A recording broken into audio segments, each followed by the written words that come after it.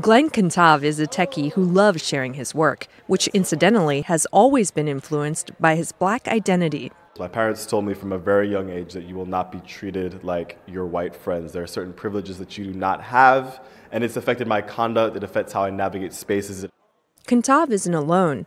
At the Afrotectopia festival in New York, Black technologists are talking shop and sharing their experiences of working in the notoriously homogenous tech industry. You're one in a sea full of people that just don't look like you. It's usually white people working in tech, and so it's really important for us to be able to see ourselves and build this community of people that actually look like us and are doing amazing things. For his part, Kantav and his team have created an educational augmented reality app on racism in American history. Idris Brewster works at Google, where in 2016, blacks made up only 1% of the company's U.S. tech workers.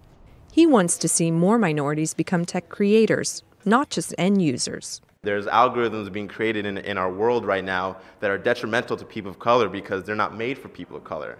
As a people, we need to start being able to figure out how we can get our minds and our perspectives in those conversations, creating those algorithms. Jazzy Harvey uses virtual reality to highlight minority subcultures, like the custom car enthusiasts of South Central Los Angeles, shown here in her VR film, Built, Not Bought. Protest doesn't always have to be, like marching. It's just presence. Some people are protesting literally every day or wearing their cultural clothes in the workplace. And there's a story behind that. To come into a space where you don't have to assimilate culturally and you can just be yourself and talk the way that you actually talk and really have people that can connect with you culturally is just so important, especially when you're talking about things that you're passionate about, like tech, when it's a space where we're so often dismissed from. Not so at Afrotectopia, where using technology to tell new stories is embraced by all.